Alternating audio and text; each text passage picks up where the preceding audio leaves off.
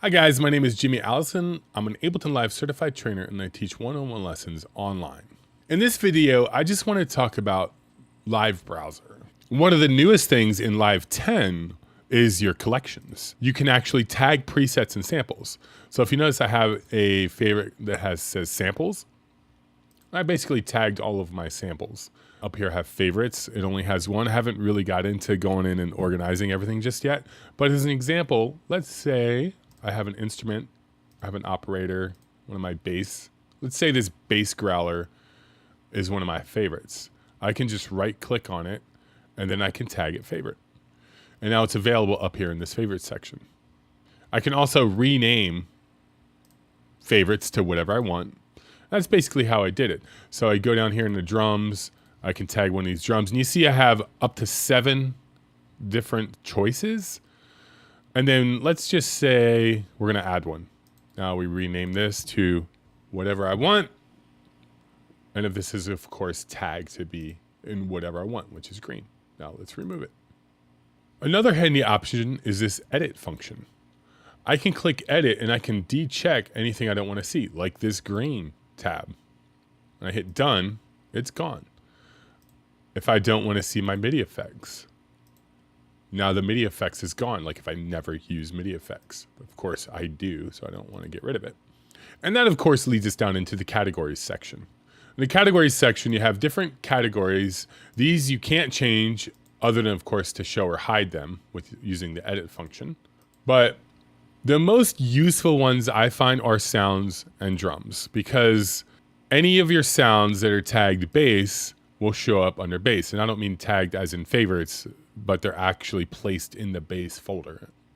And you'll notice in instruments, if I open operator, there's a bass folder. And you can see that these are my presets. I put little zeros so that alphabetically it falls to the top, so I can navigate my presets first and then factory presets. I highly recommend using that naming convention. Not necessarily a 0, but any kind of alphabetically prioritized character. And to get them into these folders, let's just drag a preset that I've already made.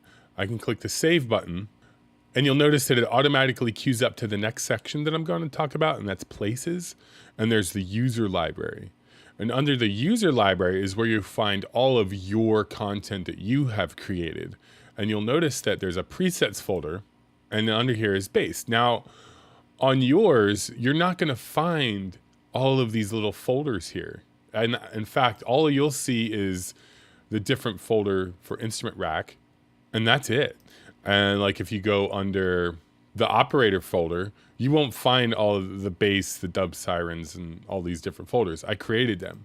The trick is, if you create a folder that's the exact name of the folder up here in the default library, you'll see it has ambient, ampersand, evolving, capital B, bass, capital B, booms. If you create those folders under in your user library for operator, whenever you put anything into that folder, when you save it, it'll show up in its respective folder. And that's how you get them into the folder. Also, when you go into sounds, you'll notice it just has the categories. And this is why I like sounds. I just want bass. I don't care if it's an operator, and an analog, an instrument rack, matters not. As long as it's in the bass folder of that particular instrument of whatever it is, instrument rack, analog, bass, whatever it is, it'll show up here. Now, as far as like third-party plugins, like any plugins that you use like VSTs for, if you create them, put them in a rack, like let's take FM8, we'll just drop that. I can go in, edit my instrument. We'll just grab a random preset. And then let's say I want to map it out. I hit the configure button on the rack. Let's get into the effects section. Let's go ahead and adjust the chorus. They'll start showing up down here. And then I can group that into a rack. And then of course I can macro map if I want. If I don't want, it doesn't matter. It's up to you. I don't even have to map it, but now I can save this rack and move it to wherever I want it to be and under the categories of instrument racks. It could be a synth, strings, bass, whatever. So that's how you can save third-party plugins. And now when you get into places, you'll see some of this stuff is already there. Your packs folder, your user library folder, your current project folder. Those are static. The rest of these I created on my own. But let's start with the packs. In Live 10, you can actually update your packs. Like right here, I have an update. We'll get it real quick. It's really small. It'll download that for me, update the pack. It'll also show me if I have packs that uninstalled that I've purchased or acquired in some fashion from Ableton Live. And I can click install. I'm not going to bother with that. It's 2.8 gigs right now. This is Live 10. This is really awesome. New function. A link to Ableton website if you want to buy more packs, if you're not happy with all the packs you got. So it's pretty awesome. Before you used to have to like download them and check every once in a while, then load them in and all that. Now you can just do it for all within Live. And honestly, that's what the Places folder is all about, is staying within Live, not having to leave Live to go get what you need. The user library I talked about a little bit because that's where your user presets are, but that's also where you'll find your defaults, like your slice to MIDI defaults and your instrument defaults. And what I mean by that is, like, say I load operator, I have a default preset that I created, save as default preset. And if you'll notice, it doesn't look like the factory default. I have the LFO turned off. It's assigned to the filter. The filter's actually turned off. It's set up in a very specific way that when I load operator, it's ready to go to do what I want it to do. So I don't have to fiddle specifically with turning the LFO assignments from the pitch destination of A, B, C, and D, and then assigning the filter. That's kind of the biggest thing. I want it off, but also ready to go when I turn it on. It's already assigned to that filter there. And of course, later on down the line, if I decided, oh, you know what, I don't like that, I can come in here and I can delete it.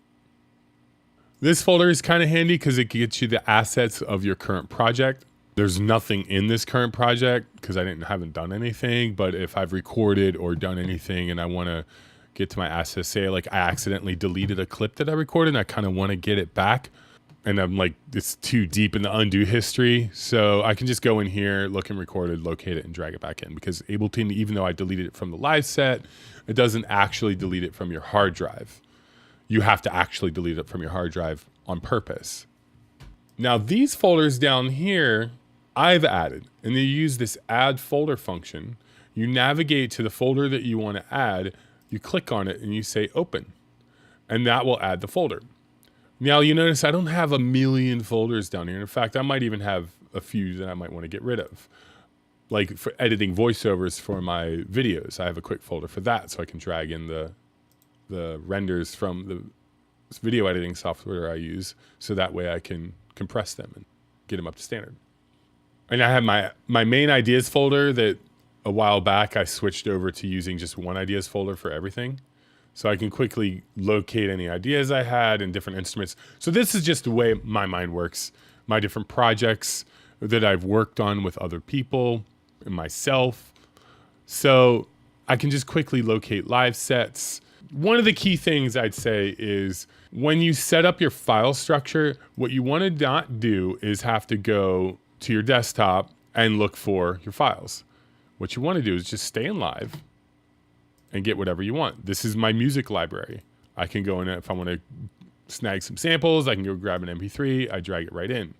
It's just linked right to my iTunes library. So just drag that in. Anyway, that about covers the live browser. Hopefully that was helpful. My name is Jimmy Allison. I teach 101 lessons online. Check out my website, austinabletontutor.com.